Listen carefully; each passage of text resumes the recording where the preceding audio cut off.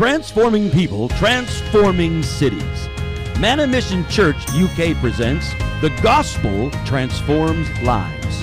The Gospel Transforms Lives with Reverend Ebenezer Ablor at John 11:33 to 37 and 39 to 40. It says, therefore, when Jesus saw her weeping, and the Jews, this is after Lazarus have died, and Jesus waited 4 days before coming to them. During these 4 days, they have buried their brother. This family loved Jesus so much. They've invested so much into Jesus's ministry. Money, time, food, name them.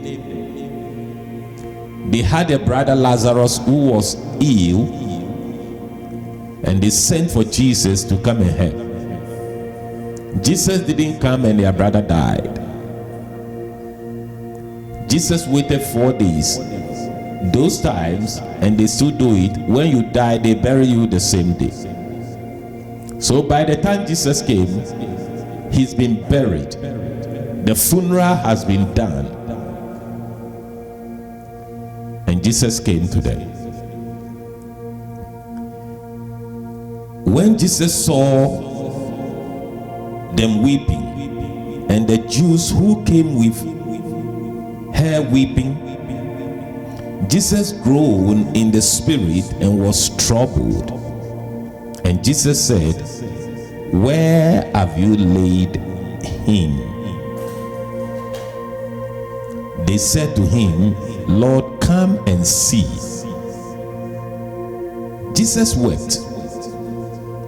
Then the Jews said, see how he loved him. And some of them said, could not this man who opened the eyes of the blind also have kept this man from dying? Jesus said, take away the stone. Martha, the sister of him who was dead, said to Jesus, Lord, by this time there is a stench, for he has been dead for days. Jesus said to her, did I not say to you that if you would only believe, you will see the glory of God? Hallelujah. I say hallelujah. How worse should it get before the Lord comes through? How worse should the Lord? Have you been praying about something? Have you been calling on God with something and there was no answer? I'm talking about this family. They love Jesus. They support Jesus's ministry financially, material, and everything. They don't just love Jesus. They put their money into Jesus's ministry. Jesus is a miracle worker.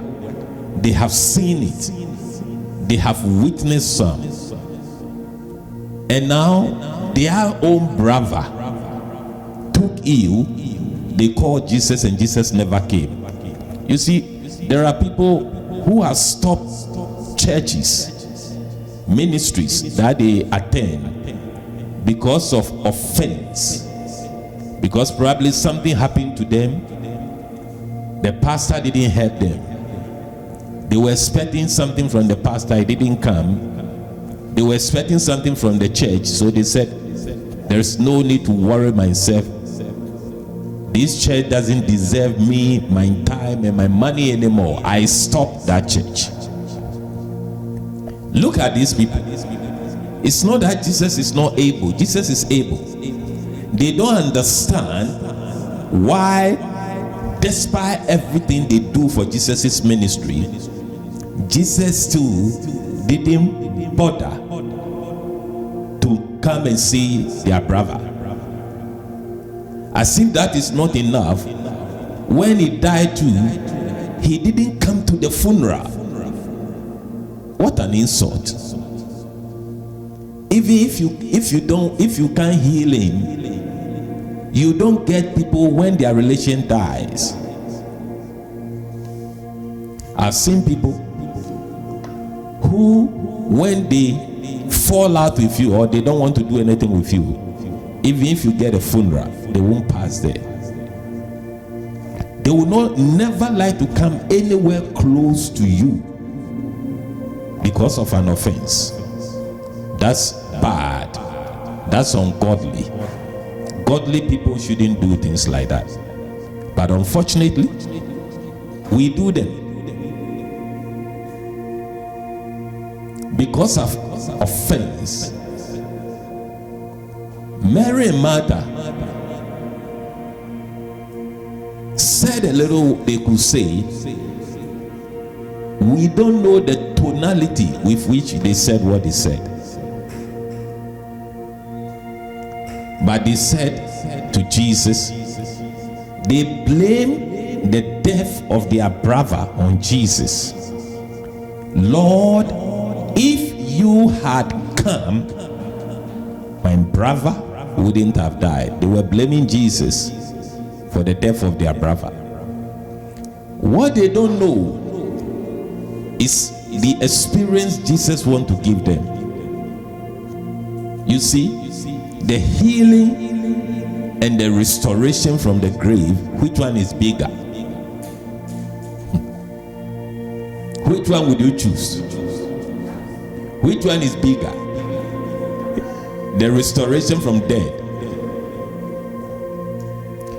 What they don't know is they don't know the package God has. We are talking about, behold, what manner of love the Father has bestowed upon us. The people who were there said, when they saw Jesus groaning, they said, he loved him. So there's two schools of opinions over here. Outsiders are saying, this man loved this family. He loved this man who is dead. So why, of all his ability to bring people from dead and all those things, why didn't he come to do anything? You know, sometimes people can fall out with you because of what they heard people say. People may have said things and they've heard it and they have considered it, and because of that they don't want to do anything with you simply because of what people said. But if it were them, they would have ignored what happened.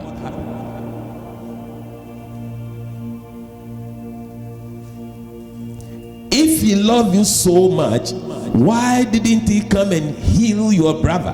Why did he wait till your brother died? Oh, I wonder how Mary and Martha felt that day.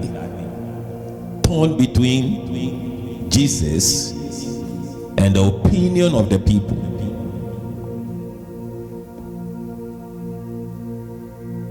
Jesus said, Martha, take away the stone. Now, Jesus is going to do something that he has not done in his entire ministry. Yes, he brought Jairus' daughter. He restored Jairus' daughter. But Jairus' daughter was not buried when he did it. The woman at Nain's son, he went to the cemetery, just like he is in the cemetery of Lazarus. He went to the cemetery, but the boy has not been buried. They are now going to bury him. So all the restoration back to life, nothing compares to this. This one, Lazarus is dead and he's been buried for 4 days. And yet Jesus said, I have come to do things my way, not your way. Hallelujah. Give the Lord a clap of praise. He does things his way, not our way. Now, there's a split opinion over there. Couldn't this man, look, they said, could not this man who opened the eyes of the blind, who opens the eyes of the blind, also have kept this man from dying? So these people knew Jesus does miracles. He's opened blind eye. That's the reference point they gave us. I'm sure some of them have even eaten some of the bread miracle he did. They have. You told me. You are being in that ministry. You have been in the ministry of that man or woman of God. And you know genuinely in your heart that God is with the person. Why would you leave? Because of offense. Maybe through that person, God has even given you a miracle before. But because of offense and what you are hearing, you have moved on. Trust me. We have plenty of these stories. And most often, the end story is not the best. Only few times it turns out good. So they said what they could say. But Jesus has a plan. Came, said, take the stone away. Martha objected. He said, didn't I tell you? You take the stone and leave the rest. So they took the stone. I'm sure everybody there will be holding their nose because they said he's starting stinking already.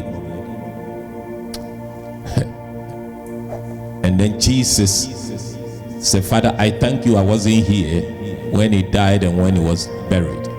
But for the sake of all these people standing over here, for the sake of your doubters, God will do a miracle for you.